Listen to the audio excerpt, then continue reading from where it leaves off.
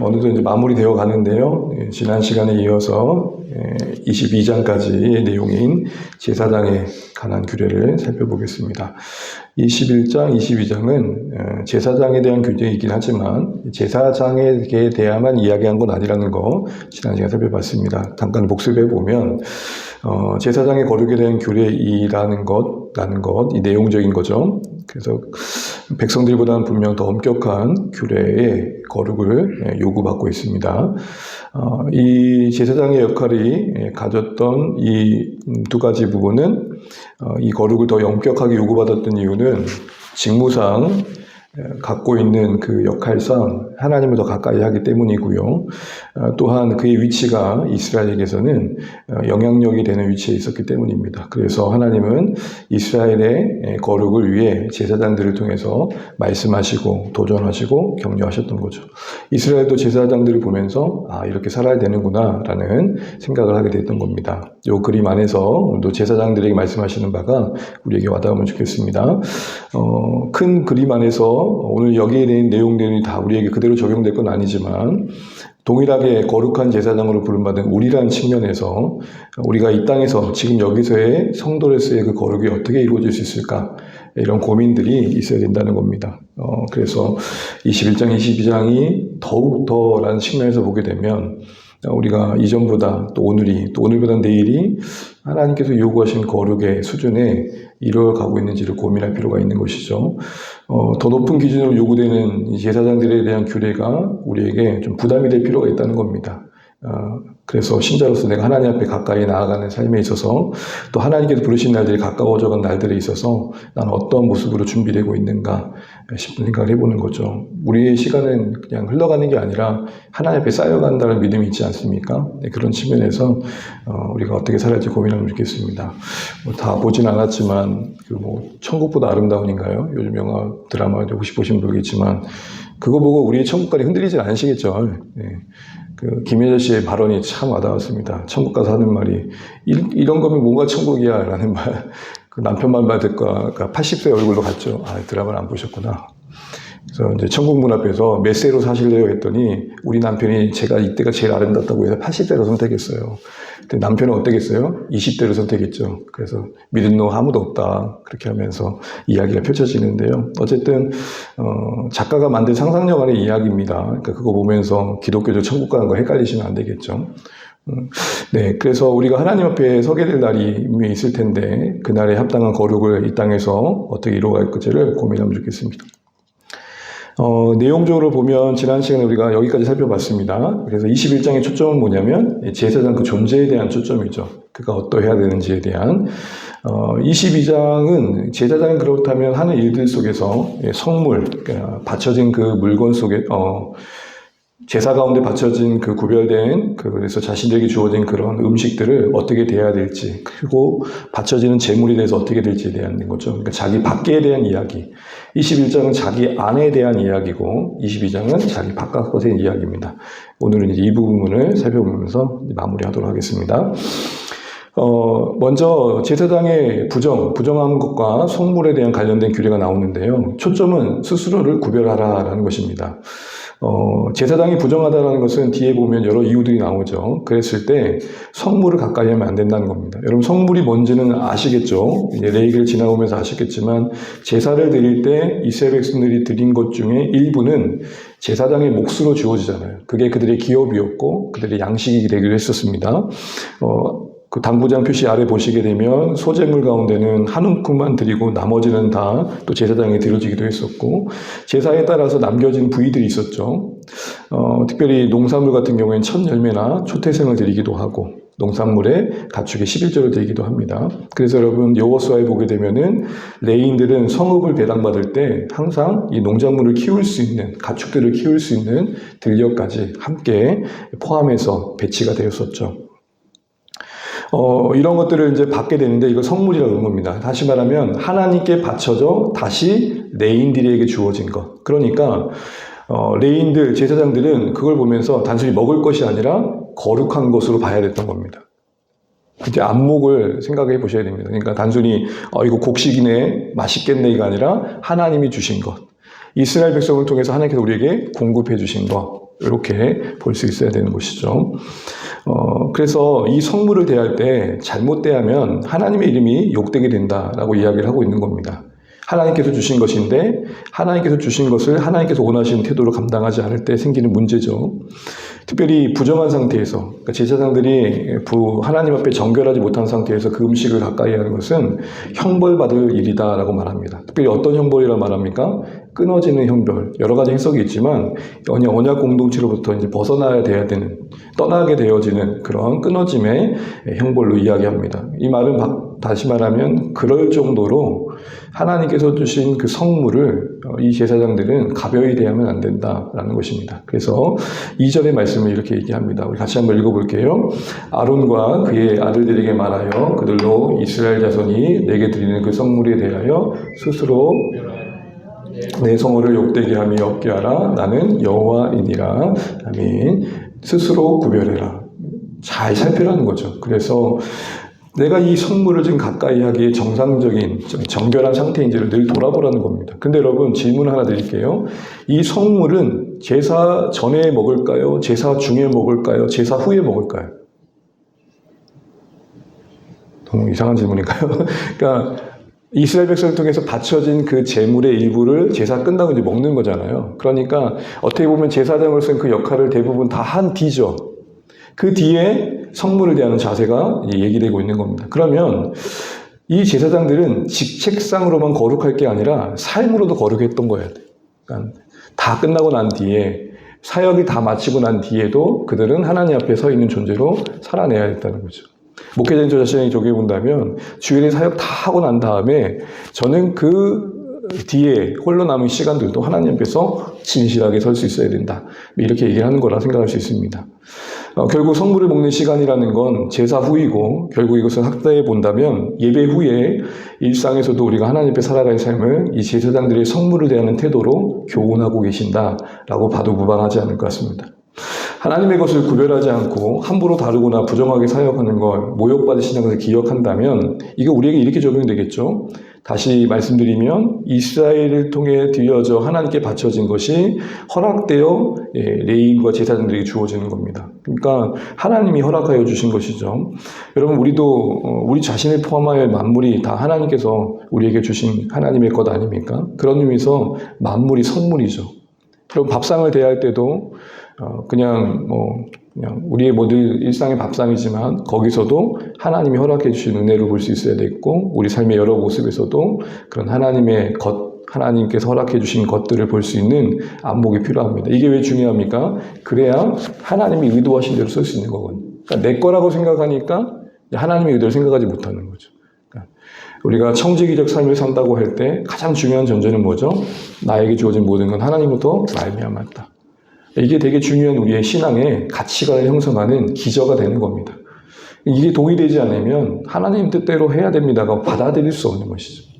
여러분 우리의 생명, 나의 존재, 내게 눈앞에 허락하신 모든 것들이 하나님의 것, 이스라엘 백성들에게 통해서 바쳐진 것이 제사장들에게 그 성물로 기업으로 주어져 그들 앞에 주어질 때, 그 음식을 대할 때 단순한 음식이 아닌 하나님 것이었듯이 우리 삶의 모든 것도 하나님의 것으로 헤아려 줄 안목이 필요한 것이죠.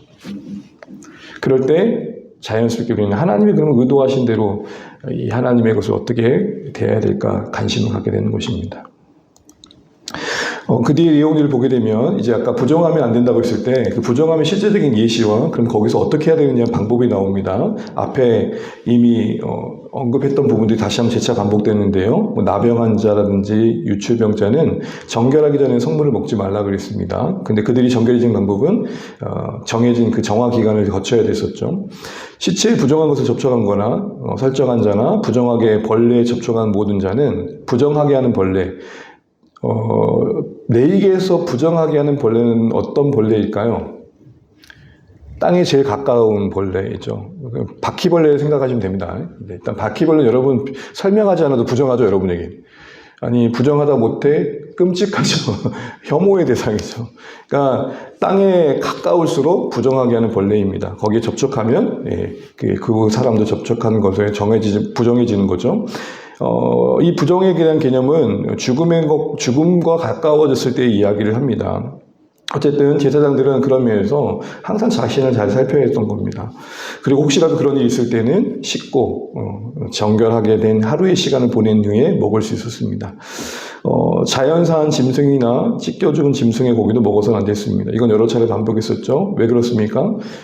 피가 그대로 남아있잖아요. 그래서 피를 먹으면 안 되는데, 생명을 상징하는 피를 먹으면 안 되는데 그렇게 먹게 되면 그 법을 어기기 때문에 그렇습니다. 이렇게 백성보다 제사장들에게 더 엄격한 음식법이 적용된 이유, 9절에 이렇게 말합니다. 죄를 짓고 그 가운데서 죽을까 하노라. 그 위치 자체가 그 거룩에 더 무거운 책임을 요구받고 있다는 측면에서 그 엄중함을 깨달아야 된다는 것이고, 또 이어서 이렇게 말합니다. 그 명령을 지키는 게, 그런 엄격한 음식법을 지키는 게 그들이 거룩하게 하는 여호와의 사역에 동역하는 거라고 합니다. 여러분 잘 보세요. 이거를 어떻게 먹느냐라는 그 자체보다 그렇게 하나님께서 정하신 틀 안에서 그것을 먹는 순종을 통해서 거룩을 배워간다는 겁니다. 그러니까 사실은 성경을 보게 되면 이해되지 않고 설명되지 않는 것도 훨씬 더 많습니다. 이걸 왜 해야 되는지 납득이 되지 않을 때도 많고, 그런데 하나님의 관심은 너가 이걸 충분히 이해했냐보다 하나님께서 하라는 대로 하고 있느냐가 중요한 거죠. 그래서 그 안에서 우리를 훈련시키시는, 거룩을 만들어 가신 하나님이심을 보게 됩니다. 결국 어려운 말 같지만 그냥 순종으로 우리는 그 거룩을 이뤄갈 수 있다라는 것입니다. 다섯 번째로는 제사장의 가족이 나옵니다. 이제 이 음식이 제사장만 먹을 수 있었던 건 아니고 그 바쳐진 것 중에 초태생이라든지 11조 그 안에 있는 것들은 가족들이 함께 먹었죠. 그런데 이것은 구별되어 제사장들에게 드려진 거기 때문에 일반인은 먹을 수 없었다. 너무 당연한 거죠. 또 잠시 머무는 객과 품꾼도 먹을 수 없었습니다. 다만 가족만 먹을 수 있었습니다. 가족만. 언약의 백성이 언약의 잔치에 함께 할 수 있는 것이죠. 여러분 여기 제가 기록하지 않았지만 성찬에도 고린도 후서에 보게 되면은 성찬에 참여하는 자가 제한이 되잖아요. 그 그리스도의 몸에 함께한 자들만 참여할 수 있습니다. 그래서 자신을 살피지 않고 성찬에 참여하는 것은 먹고 마시는 그 떡과 잔을 부정하게 하는 죄를 범하는 거였죠. 어쨌든 어떤 공동체에 속해 있는 상징으로서 제사장 가족이 있다는 사실만으로 먹을 수 있는 조건이 되어지는 겁니다. 그런데 제사장 딸이 계속 언급됩니다. 보시게 되면 그 분량 안에서 또 많은 분량이 제사장 딸에 대해서 나옵니다. 일반인에게 출가했을 경우는 성물을 먹지 못합니다. 그러나 제사장에게 출가했을 때는 성물을 먹을 수 있습니다. 그런데 혹시라도 다시 돌아오되는 경우가 있잖아요. 여러 이유들로 인해서. 그럴 때 다시 가족의 한 구성원이 되어서 그 식탁에 참여할 수 있었다는 겁니다. 제사장의 딸의 경우 이렇게 세분한 이유는 그가 출가하느냐 아니냐에 따라서 당시의 기준으로 보면 가족 구성원으로서의 위치를 할 수 있느냐 없느냐가 결정됐기 때문입니다. 이 말은 한번 다시 말하면 그 당시에 제사장 딸이 갖는 그 어떤 환경과 여건이 불확실성이 참 많았다는 겁니다. 그런 면에서 보호가 필요했고 돌봄이 필요했다는 거죠. 그래서 이 제사장 딸이 언급되고 있는 부분을 우리는 이렇게 이야기할 수 있습니다. 홀로 되어서 다시 돌아온 때 제사장 그 식탁에 함께 할 수 있는 것이 배려된 이유는 어떤 도움이 필요한 그때에 함께 그 식탁에 함께 둘러앉아서 먹을 수 있는 기회가 주어졌다는 이 사실은 돌봄이 필요한 그때의 끝까지 책임지시는 하나님의 사랑을 우리에게 또 보여주고 있다라고도 볼 수 있을 것 같습니다. 어쨌든 이 제사장 딸이 자주 언급되는 이유는 그가 처한 특별한 상황들, 이게 염두되고 있습니다. 그리고 그의 어떤 처지가 배려되고 있다는 거 기억하시면 좋겠습니다. 세 번째, 성물을 먹었을 경우의 규례의 이야기인데요. 누군가 자신도 모르게 거룩한 음식을 먹었을 때, 그러니까 이 성물을 일반인이 먹으면 안 되는데 먹었을 때에는 속건제에 따라서 먹은 거에 5분의 1을 더하면 됩니다. 이스라엘 자손이 여호와께 드린 성물을 속되게 해서는 안 된다라는 것을 제사장들이 자꾸 관리하게 합니다. 그래서 그들이 성물을 먹으면 그 죄로 인해 형벌을 받게 될 것을 주지시키라는 거죠. 그러면서 이렇게 말씀하십니다. 나는 그 음식을 거룩하게 하는 여호와니라. 여러분, 레위기에서 거룩의 대부분의 의미는 구별인데요. 음식을 구별하여 그것으로 거룩을 말씀하시는 하나님을 말씀하십니다. 제사장 아닌 자들에겐 허락되지 않음이 음식을 거룩하게 하심이었습니다. 그들에게만 허락된 거였어요. 그들만 먹을 수 있는 것이었어요. 이게 우리에게 적용이 된다면 이럴 수 있을 것 같습니다. 우리가 원하는 것이라고 다 얻을 수 있는 게 아니라는 것이죠.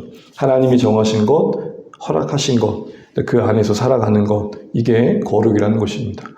더 나아가 우리 안에 그런 의미에서 과도한 욕망이 하나님이 정하신 경계를 넘어 남용되어지는데 나아가면 안 되겠다라는 것이죠. 삶에 제약이 있고, 삶에 여러 가지 한계가 있을 때 우리를 참 피곤하게 하고 답답하게 할 때가 있습니다. 근데 우리의 삶의, 신앙적인 삶의 가치와 원리는 그 정하심 안에서의 살아가는 삶의 비결을 배워가는 지혜가 아닌가 싶습니다. 최선을 다해 살고 열심히 다해 살아야 되지만 내가 원하는 거 다 취할 수 있다고 생각하는 세상적인 사고방식은 구별할 수 있어야겠죠. 열심을 내고 성실을 다한 결과로 살아가지만 우리가 모든 건 얻을 수 없다. 이 허락되지 안에서 그것이 거룩이란 개념 속에서 묶여서 우리에게 주는 교훈이 아닌가 싶습니다. 여섯 번째로는 이제 마지막 파트인데 여호와께서 기쁘게 받으시는 제물에 대한 규례가 나오는데요. 흠이 없는 온전한 것을 제물로 드리라고 합니다. 너무 당연한 말이죠. 그래서 서원이나 자원의 제사를 드릴 때, 번제를 드릴 때 바쳐지는 짐승의 그것은 흠이 없는 부정하지 않는 수컷을 드리라고 되어 있는데 주목할 표현은 이겁니다. 그래서 기쁘게 받으심이 되도록. 여러분 22장 17절 이후부터는 계속 뭐가 나오냐면 기쁘게 받으심이 되도록. 기쁘게 받으심이 되도록. 거룩이라는 건 내가 얼마나 정성을 다하냐가 아니라 얼마나 받으실 만큼 정결하냐는 거예요. 정성 중요하지만 받으시기에 합당하지 않은 부정결은 아니다는 거니까. 그러니까 정성과 정결이 함께하는. 그런 의미에서 우리의 존재가 하나님께서 받으실 만한 존재가 되는 게 중요하고 실질적으로 이 19절 말씀도 원문을 지적하면 이렇습니다. 너희를 기쁘시게 받으심이 되도록. 그러니까 하나님은 지금 제물을 드리고 있는 그 존재, 제물을 보고 계신 게 아니라 제물을 바치는 그 사람을 보고 계시다는 거죠. 그런 의미에서 레위기의 이 22장 17절 이하의 권면의 내용은 드리고 있는 자가 이 제물의 정결함과 일치된 정결함이 있는가를 확인하라는 겁니다. 왜냐하면 드려지고 있는 제물은 곧 그 자신이니까. 그러니까 제물은 흠이 없는데 그걸 드리는 나는 부정하다면 매치가 안 된다는 거죠. 이런 의미에서 오늘 우리에게는 우리 자신이 제물되어 하나님께 드려지는 산 제사로서의 삶을 요청받는다는 의미에서 우리가 그런 부정하지 않은 제물 되는 것, 우리의 존재에 대한 고민을 도전하고 있는 것이죠. 그래서 제물을 기뻐하셨다가 아니라 제물을 드리는 그 사람을 기쁘게 받으심이 되도록 그 사람의 존재가 어떠해야 되냐를 이야기하고 계십니다. 이것은 제물에 이어지는 상태에 통해서도 우리가 확인하게 되는데요. 일단 22절 25절 보시게 되면은 흠이 없는 동물, 그러니까 드릴 수 있는 동물의 상태에 반대되는, 이건 드리면 안 돼라는 게 12가지가 나오는데 모든 걸 말하는 건 아니지만 대표적인 걸 말하고 있습니다. 근데 주목할 건 이겁니다. 제물로 드려질 수 없는 동물의 조건과 제사장의 신체 조건, 아까 21장에서 나왔던 지난주에 봤던 내용을 보게 되면 유사하고 비슷하고 동일합니다. 이건 뭘 말할까요? 앞서 말한 것처럼 제사자의 흠이 없음이 제물의 흠이 없음과 함께 가야 된다는 거죠.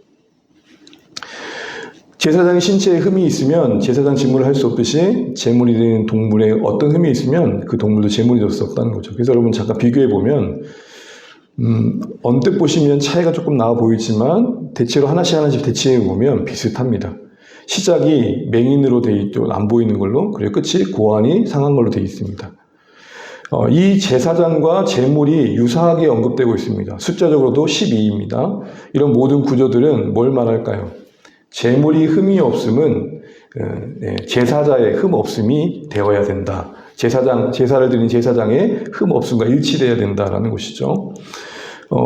말씀드린 것처럼 기쁘게 받으시는 대상이 제사를 드리는 그 제사장 그 자신이었던 것처럼, 그리고 거기에 어울리는 흠 없는 제물이 드려져 있던 것처럼 오늘 제사장의 흠 없음과 제물의 흠 없음은 함께 가야 된다는 것, 이게 강조되고 있는 것이죠.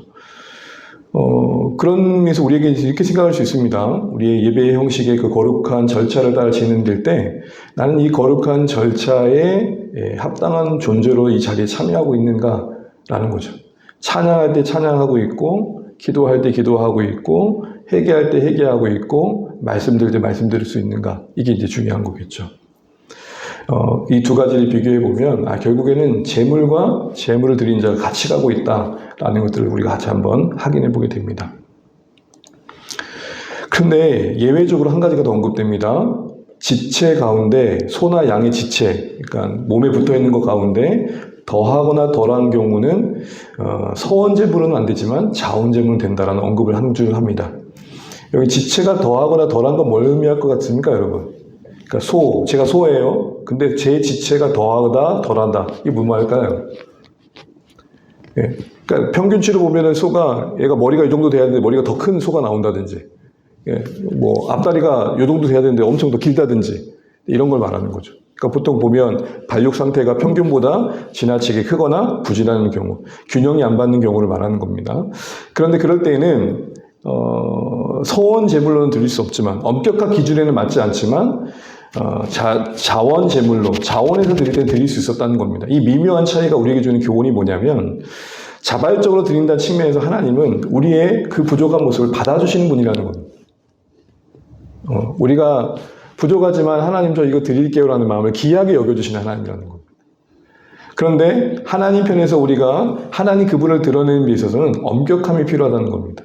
우리가 신앙생활을 하다 보면 우리가 자원하는 마음으로 해야 될 때도 있습니다. 그런데 어떤 책임 안에서 그 책임을 지속해가는 어떤 역할도 우리에게는 신앙 안에 필요하다는 것이죠. 자원제처럼 마음에서 우러나오는 것도 하나님께서 받으시는 부분들이 있고, 또 그렇다고 우리가 그렇게 자유분방하기만 하는 게 아니라 하나님 앞에서 어떤 지속적으로 책임을 감당하는 어떤 역할을 감당함으로써도 하나님께 드려지는 모습이 필요하다는 것이죠. 그러니까 자원제, 서원제가 각각 강조하는 바를 우리가 치해할 필요가 있다는 겁니다.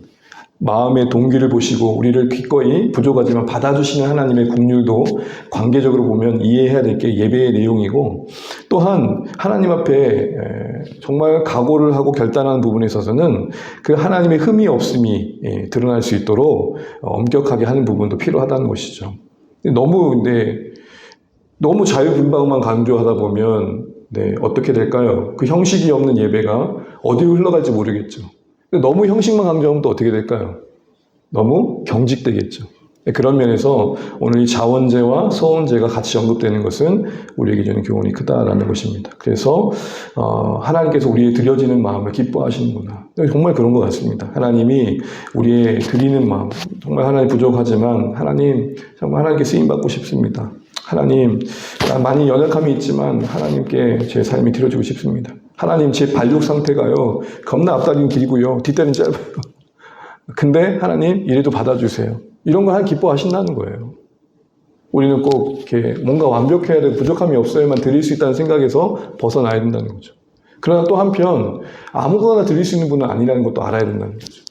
그래서 이 두 가지 균형을 가지고 자유하되 하나님 되심 앞에서는 또 신중할 수 있는 이 거룩의 균형이 우리 가운데 있으면 좋겠습니다. 마무리하면서 이런 내용도 나옵니다. 새끼를 예물로 드릴 때 규례인데요. 출산한 지 8일 이내의 소, 양, 염소는 제물로 드리지 못합니다. 그러니까 8일 지나야만 드릴 수 있다는 거죠. 막 나자마자 드릴 수 있다는 게 아니에요. 어미 품에 며칠간은 있게 한 거예요. 이 8일의 의미를 7일 창조의 의미로 해석하는 경우도 있지만 이렇게 보는 게 대세적인 겁니다.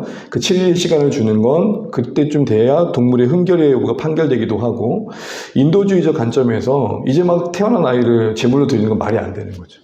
잠시라도 어미 품에 있게 하는 겁니다. 또한 어미와 새끼를 같은 날 제물로 바치지 말라는 거예요. 출애굽기 보면 이런 말씀도 있죠. 새끼 염소를 어미 젖에 요리하지 말라. 여러분 좀 이게 좀 그렇잖아요. 여러분 우리식으로 얘기하면 앞마당에 있는 닭을 잡아먹을 수 있지만, 보통 그냥 치킨집에서 먹는 건 별 부담 없이 먹지만 나랑 정을 함께 했던 닭을 잡아먹는 건 좀 그렇잖아요. 인도주의적으로 보면 누가 잡아줘야 돼요? 제3자가 와가지고 잡아줘서 먹는 거죠. 무슨 말인지 이해되시겠죠? 이게 왜 이렇게 될까요? 예배를 드리는 예배자가 이 당시 이게 강조됐던 이유는 뭐냐면 무자비하면 안 된다는 거예요. 그러니까 예배 드리는 예배자가 하나님의 성품을 좀 담고 예배할 수 있어야 된다, 이 얘기를 하는 겁니다. 이것은 당시의 신자들에게, 당시의 이스라엘 백성들에게 그들이 자주 보고 들었던 그 잔혹한 제사의 행위를 담지 말라는 거예요. 여러분, 이방 제사의 특징이 뭐죠? 어떻게든 상해를 해서 어떻게든 잔혹하게 드려서, 그래서 모압의 신들은 인제사를 드리잖아요. 사람을 태워서 드리기도 하잖아요. 왜 자꾸 이렇게 할까요? 그래야 신이 그래도 좀 마음을 돌린다라는 발상인 거죠. 그러니까 이런 생각들을 가지고 이방인들이 그 무자비하게 하는 행태를 따라가면 안 된다는 거고, 좀 사람이 이런 어떤 상식선으로 볼 때 이거 조금 아니다라는 것들을 좀 가지고 예배할 수 있어야겠다라는 것이죠. 그래서 좀 의식이나 구별 없이 함부로 하지 말라는 겁니다. 좀 생각을 가지고 예배하면 좋겠다라고 이야기를 하는 겁니다. 감사제의 규례가 언급되고 있고요. 이건 지난주에 살펴봤었고, 마지막으로 이렇게 결론 맺습니다. 이제 마무리합니다. 거룩하게 하시는 여호와의 계명을 지켜 행하라 하면서 21장, 22장의 결론을 내립니다. 너무 당연한 말씀을 하시죠. 그런데 여러분 좀 구분해서 보게 되면 거룩하게 하시는 여호와의 계명, 여호와의 계명을 지키라는 게 아니라 거룩하게 하시는 여호와의 계명이에요. 그러니까 우리는 하나님께서 말씀하신 바를 지킴으로 거룩해져 간다는 거예요. 그리고 이것은 하나님이 이스라엘 중에서 거룩해지는 방법이에요. 여러분, 우리가 신앙생활 하면서 우리가 어떻게 하는 게 하나님 영광 되세요? 라고 할 때 답을 주고 계신 거예요. 하나님께서 들으시기에 희양찬란한 음악으로 연주해드리고 너무 멋있고 그럴듯한 것들을 드려지는 그게 아니고, 하나님이 하라는 대로 사는 우리의 삶 자체가 하나님 그분을 하나님 되게 한다는 거예요. 이 땅에서 가장 최고의 신자로서 드릴 수 있는 예배의 형태는 그럼 뭘까요? 우리에게 말씀하신 바를 살아내어 우리가 하나님께 구별된 존재로서 존재하는 그 자체인 거죠. 이걸 강조하기 위해서 이렇게까지 얘기하십니다. 이게 내가 너희를 애굽에서 끌어낸 목적이야. 나는 너희의 하나님 되기 위해 불렀지 내가 너희를 통해 뭔가를 얻어낼 생각은 1도 없단다. 이렇게 얘기를 하시는 거예요. 그러니까 여러분, 우리가 신앙생활 할 때 하나님께 뭘 드립니다라는 것들을 좀 잘 생각할 필요가 있어요. 내가 이걸 드려요. 이게 하나님께서 보실 때 받으실 만하냐, 이게 중요한 게 아니라 여기에 내가 있어야 된다는 거예요. 왜요? 내 삶이 있어야 되고 내 존재가 있어야 된다는 거예요. 왜요? 하나님 받으신 건 이게 아니니까. 계명대로 산 내 존재고 삶이니까. 그래서 거룩은 이렇게 정의가 될 수 있습니다. 내 삶의 주인이 하나님 되심을 드러낸 삶 그 자체입니다. 이게 오늘 21장, 22장의 결론입니다. 왜 레위인들에게, 제사장들에게 더 엄격한 것을 요구하면서 이스라엘 백성들에게 거룩을 훈련하도록 하셨는가라고 할 때, 그들이 하나님을 섬기는 자로서 드러내는 그 거룩 그 자체는 그들이 무엇을 따라 사느냐로 달라진다는 겁니다. 아니, 이게 너무 뻔한 내용인데 왜 이게 자꾸 강조되고 있을까요? 당시나 지금이나 그게 잘 안 됐다는 거예요.